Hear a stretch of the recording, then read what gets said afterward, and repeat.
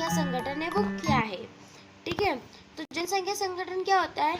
किसी देश प्रदेश में निवास करने वाली जनसंख्या, स्त्री पुरुषों की संख्या, लिंग अनुपात, आयु वर्ग संरचना, उनके व्यवसाय, शिक्षा का स्तर, जीवन प्रत्याशा, आवश्यक के आधार पर दूसरों को पृथक विशिष्ट जन विशेषता को जनसंख्या संगठन कहते हैं।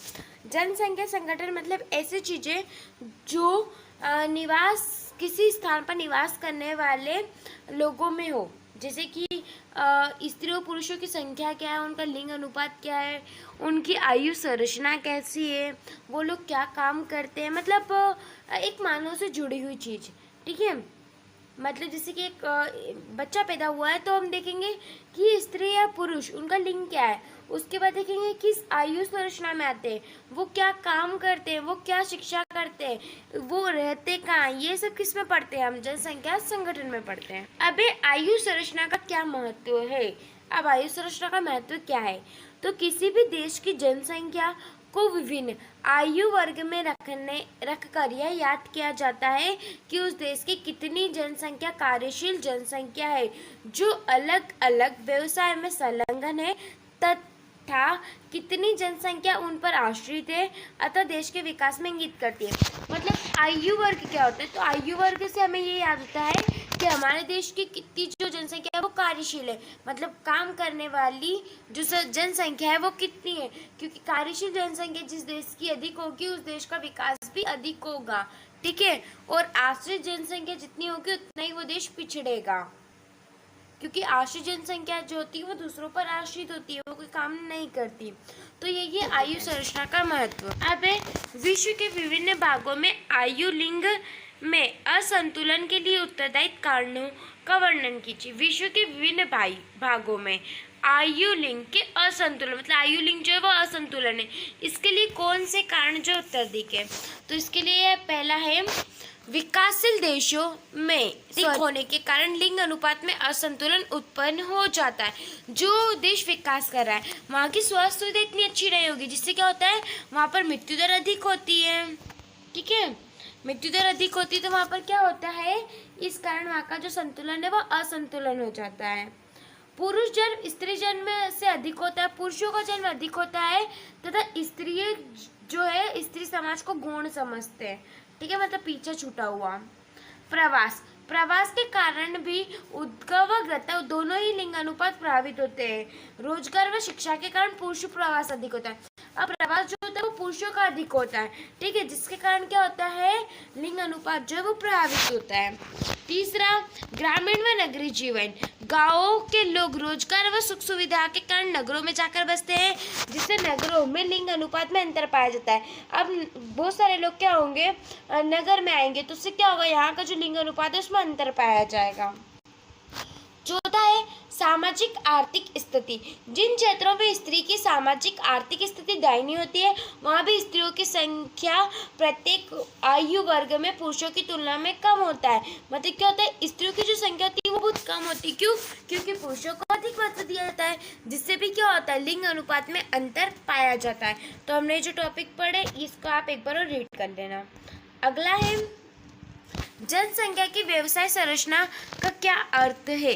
विश्व में पाए जाने वाले व्यवसाय संरचना के 4 प्रमुख उत्तरदायी कारण व्याख्या सहित कीजिए। मतलब क्या बोला है कि व्यवसाय संरचना का क्या अर्थ है और इसके प्रमुख 4 उत्तरदायी।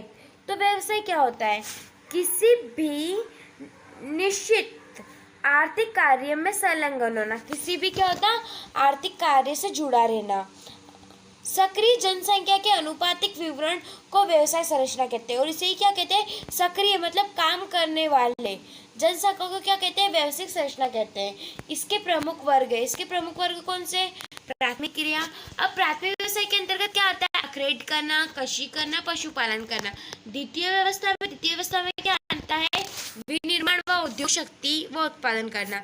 तीसरे में क्या आता है, संचार, बैंकिंग, ये सेवाएं किसमें आती है, तीसरे में आती है। चौथे में क्या आता है, चौथे क्रियाकलाप में वो होता है वो मतलब ज्ञान से जुड़ा हुआ, ठीक है, कार्य व चिंताशील, ये सब किस में आता है, विचार विमर्श का कार्य चौथे में आता है। ओके, तो ये क्वेश्चन हमारा यहाँ खत्म होता है। शिक्षा व रोजगार के बढ़ते अवसरों में किस प्रकार आयु व लिंग अनुपात को प्रभावित किया है। शिक्षा व रोजगार। अब अपने पढ़ा अभी ऊपर कि किस प्रकार स्त्री को इतना महत्व नहीं दिया जाता। क्योंकि लोग जो होते हैं वो गाँव के होते हैं, स्त्री को इतना महत्व नहीं देते। लेकिन जहाँ पर शिक्षा प्रसार होगी वहाँ पर क्या होगा, स्त्री व पुरुषों को समान रूप से या समान दृष्टि से समाज में देखा जाता है। ठीक है, तो इसमें क्या परिवर्तन हुआ या लिंग अनुपात को इसने कैसे प्रभावित किया वो हम पढ़ेंगे। ओके, तो है उत्तर शिक्षा व रोजगार के बहुत बढ़ते अवसरों से जहां एक और विकास को दर्शाते हैं, वहीं दूसरी ओर प्रवास के महत्वपूर्ण कारक है। पहला पॉइंट, शिक्षा व रोजगार के बढ़ते अवसरों के कारण पुरुष जनसंख्या अत्यधिक प्रवास करती है, जिसके कारण आयु व लिंग रचना में गंभीर असंतुलन पैदा होता है। अब इस पुरुष क्या करते हैं, रोजगार व शिक्षा के लिए क्या करते हैं, इनका प्रवास जो होता है वो अधिक होता है। पुरुष जनसंख्या का 20 से 60 वर्षों की आयु में लोग अधिक हो जाते हैं, अर्थात उत्पादन जनसंख्या, जबकि उद्गम क्षेत्रों में आश्रित जनसंख्या, स्त्री जनसंख्या बढ़ जाती है। ये लोग क्या करते हैं, ये लोग ज़्यादा प्रवास करते हैं इस उम्र के लोग, और आश्रित व जो स्त्री जनसंख्या है वो बढ़ जाती है। तीसरा, पुरुषों के प्रवास के अधिकतर शिक्षा रोजगार के बढ़ते अवसरों का परिणाम है। जैसे संयुक्त राज्य अमेरिका में लिंग अनुपात कितना है, 161.1 प्रवासी पुरुषों के कारण प्रतिकूल है, और इसी प्रकार ही प्रतिकूल दिल्ली व मुंबई जैसे शहरों में भी देखा जाता है। मतलब यहाँ पर लिंग अनुपात कितना है वो भी प्रवासियों के कारण। तो शिक्षा के लिए लोग इतना प्रवास करते हैं, और यही कारण है कि पुरुष जो प्रवास इतना करते हैं वो लिंग अनुपात को प्रभावित करता है। अब अगला, किसी क्षेत्र का लिंग अनुपात उस क्षेत्र के सामाजिक व आर्थिक स्थिति का सूचक होता है। इस कथन को उचित तथा द्वारा स्पष्ट कीजिए। अब पहले तो हम ये देखते हैं कि लिंग अनुपात क्या होता है। तो लिंग अनुपात क्या होता है, स्त्री व पुरुषों की संख्या के बीच के अनुपात को लिंग अनुपात कहते हैं। ठीक है, अब इसके सूचक पढ़ते हैं, इसकी स्थिति के सूचक। जिन क्षेत्रों में लिंग भेदभाव अनियंत्रित होता है वहाँ लिंग अनुपात निश्चित रूप से स्त्रियों के प्रतिकूल होता है। मतलब लिंग अनुपात में भेद हमें कहाँ दिखने को मिलता है, स्त्रियों और पुरुषों में दिखने को मिलता है, क्योंकि पुरुषों का लिंग अनुपात ज़्यादा होता है लेकिन स्त्रियों का लिंग अनुपात कम होता है। जिन क्षेत्रों में स्त्रियों भ्रूण हत्या, स्त्री शिशु हत्या, स्त्रियों के प्रति घरेलू हिंसा की प्रचलित होती है, वहाँ लिंग अनुपात निश्चित ही स्त्रियों के प्रतिकूल होता है। मतलब ऐसा समाज जहाँ पर क्या होती है, स्त्रियों की हत्या, भ्रूण हत्या मतलब स्त्री पैदा होने पर उसे मार देना, और स्त्री शिशु हत्या मतलब स्त्री के जन्म के दौरान उसे मार देना जब स्त्री पैदा होती है, और स्त्री भ्रूण हत्या मतलब पेट में ही उसे मार देना। उसके बाद घरेलू हिंसा, लोग बहुत सारे घरेलू हिंसा में भी क्या होता है, स्त्री को मारते कूटते हैं, जिससे क्या होता है, स्त्री जो है उसके प्रतिकूल होता है लिंग अनुपात। इसका प्रमुख कारण वहाँ की स्त्रियों का समाज पर गहरा असर पड़ता है, जिसके कारण समाज साक्षर नहीं हो पाता, वह स्त्रियों के प्रति जागरूक रहे। इसका एक कारण क्या है कि समाज जो है वो पढ़ा लिखा नहीं है और स्त्रियों के प्रति जागरूक नहीं है, यही कारण है। आयु संरचना जनसंख्या किन की विशेषता को दर्शाता है। अब आयु लिंग संरचना की विशेषता पढ़ना है। तो आयु लिंग संरचना क्या है, हम ऊपर पढ़ चुके हैं एक बार। और आयु जो लिंग संरचना है वह आयु वर्ग के लोगों की संख्या को प्रदर्शित करती है, मतलब ये लोगों की संख्या को बताती है। ठीक है, यदि जनसंख्या 0 से 14 है तो उसमें कौन सी जनसंख्या का अधिक अनुपात होता है, आश्रित जनसंख्या का, जिससे आर्थिक विकास धीमा होता है। और अगर इन्हें वर्ष की आयु के अंतर्गत क्या होता है, ये जो होती कार्यशील जनसंख्या होती है, और यही जनसंख्या से क्या होता है, देश का विकास होता है। क्योंकि संसाधन का दोहन यही आयु वर्ग वाले लोग करते हैं। उसके बाद 60 से ऊपर वाले जो लोग हैं, इस पर जो है उस देश का अधिक पैसा खर्च होता है, क्योंकि इसमें जो होते हैं वृद्ध लोग होते हैं, और उनकी स्वास्थ्य व उनके देखभाल के लिए उस देश का सबसे ज़्यादा पैसा इन्हीं पर खर्च होता है। जनसंख्या संगठन के अंतर्गत आने वाले 5 घटक, किसके अंतर्गत, जनसंख्या संगठन के अंतर्गत। पहला है आयु संरचना। विभिन्न आयु वर्ग के लोगों को जनसंख्या की आयु संरचना कहते हैं। ठीक है, जिसके अंतर्गत इनकी 3 आयु संरचना होती है, जो कि हम ऊपर अभी अच्छे से पढ़ चुके हैं। ठीक है, एक बाल वर्ण, एक कार्यशील जनसंख्या और एक वृद्ध जनसंख्या। ये जो दोनों बाल और वृद्ध होती है आश्रित जनसंख्या होती है, और कार्यशील जनसंख्या बीच वाली होती है। ठीक है, उसके बाद है लिंग संगठन। जनसंख्या में लिंग अनुपात पुरुषों और स्त्रियों के बीच संतुलन का सूचक होता है, मतलब ना ही पुरुष लिंग अनुपात ज्यादा नहीं होना और स्त्री लिंग अनुपात कम ना होना। ठीक है, यह प्रति हजारों पर पुरुषों पर स्त्रियों की संख्या के रूप में मापा जाता है। इसे कैसे माना जाता है? प्रति हजार व्यक्तियों के ऊपर स्त्रियों की संख्या के रूप में मापा जाता है। एशिया में लिंग अनुपात कैसा है? निम्न है, जबकि रूस सहित यूरोप के देशों में पुरुष अल्प संख्या में, मतलब यहाँ पर पुरुष बहुत कम है, लेकिन जब एशिया में देखेंगे तो एशिया में पुरुष की संख्या अधिक है। साक्षरता, यह जनसंख्या की गुणवत्ता विशेषकर जो किसी क्षेत्र में सामाजिक आर्थिक विकास का सूचक है। आर्थिक विकास का स्तर साक्षरता का कारण व परिणाम दोनों हो सकते हैं। साक्षरता तो है, साक्षरता जो है वो किसको प्रभावित करती है? सामाजिक व आर्थिक विकास का सूचक होती है। क्यों? क्योंकि लोग जब पढ़े लिखे होंगे जब भी वो अपना सामाजिक व आर्थिक विकास कर पाएंगे। ठीक, उसके बाद है ग्रामीण व नगरीय संगठन। इसकी धारणा लोगों के निवास स्थल के आधार पर की जाती है। यह आवश्यक भी है क्योंकि ग्रामीण व नगरीय जीवन आजीविका सामाजिक दृश्यों से एक दूसरे से भिन्न होती है, इसलिए कहीं ना कहीं ये ग्रामीण और नगरीय क्षेत्र भी महत्वपूर्ण है। ठीक है, अब है व्यवसाय संरचना। व्यवसाय संरचना क्या होती है? मतलब वहाँ के जो लोग हैं वो किस काम में लगे हुए हैं या वो अपने जीवन बिताने के लिए क्या क्या काम करते हैं, इसे व्यवसाय संरचना कहते हैं।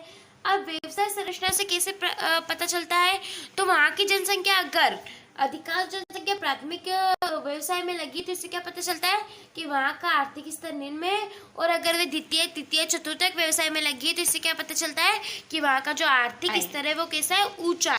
अब विश्व की जनसंख्या का औसत लिंग अनुपात कितना है? वह विश्व के लिंग अनुपात में स्त्रियों के प्रतिकूल होने के 3 कारण लिखिए। तो विश्व का जो औसत लिंग अनुपात है वो कितना है? 990।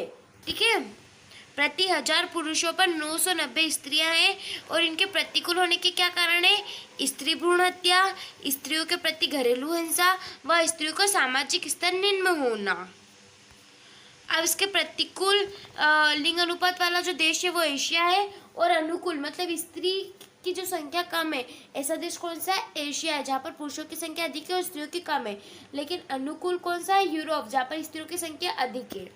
ओके, संसार में ग्रामीण व नगरीय जनसंख्या संगठन के उदाहरण सहित स्पष्ट कीजिए। ग्रामीण व नगरीय जनसंख्या बताना है। तो जनसंख्या का ग्रामीण व नगरीय विभाजन निवास के आधार पर होता है। हम जनसंख्या को किसके आधार पर बांटते हैं? निवास के आधार पर, कि जो लोग गांव में रहते हैं वो ग्रामीण जनसंख्या, जो लोग नगर में रहते हैं वो नगरीय जनसंख्या। ठीक है, ग्रामीण व नगरीय जनसंख्या आजीविका व सामाजिक दिशा से भी एक दूसरे से भिन्न होते हैं। जैसे कि गांव के लोग प्राथमिक क्रिया से जुड़े रहते हैं, लेकिन नगर के लोग प्राथमिक द्वितीय तृतीय क्रियाकलाप से जुड़े रहते हैं, इसलिए इनका जो व्यापार है, इनकी जीविका है वो भी अलग रहती है। विश्व के अधिकांश जनसंख्या ग्रामीण क्षेत्र में निवास करती है, लेकिन विश्व की बहुत सारी जो अधिकांश जनसंख्या वो कहाँ पर निवास करती है? ग्रामीण क्षेत्रों में निवास करती है। ग्रामीण व नगरीय क्षेत्रों में आयु लिंग संगठन, व्यवसाय संरचना, जनसंख्या का घनत्व व विकास स्तर अलग अलग होता है। जो नगरीय और ग्रामीण जनसंख्या, इनका व्यवसाय भी कैसा होता है? अलग अलग होता है, इनके विकास का स्तर भी अलग अलग होता है। विश्व की अधिकांश जनसंख्या ग्रामीण क्षेत्रों में निवास करती है, ये ऊपर पढ़ लिया। नगरीय क्षेत्रों में रोजगार के अवसर अधिक संभवता के कारण ग्रामीण क्षेत्रों में स्त्रियों के प्रवास परिणाम स्वरूप यूरोप व कनाडा में नगरीय क्षेत्र में पुरुष प्रधान प्रवास के कारण पुरुषों की अधिकता है। मतलब इसका कारण क्या है कि नगर में जो है वहाँ पर उसकी अपेक्षा लोग गाँव से प्रवास करते हैं नगरों की ओर, और उसमें किसकी संख्या अधिक है? पुरुषों की संख्या अधिक है। लास्ट जो पॉइंट है वो है नगरीय क्षेत्रों में रोजगार के अवसरों की अधिकता संभवता के कारण ग्रामीण क्षेत्रों में स्त्रियों के प्रवास परिणाम पश्चिमी यूरोप। क्या इनका ये कहना है कि लोग जो है वो रोजगार के लिए। आई होप आपको पूरी वीडियो अच्छे से समझ में आई। अब हम मिलते हैं नेक्स्ट चैप्टर की नेक्स्ट वीडियो में। Thank you.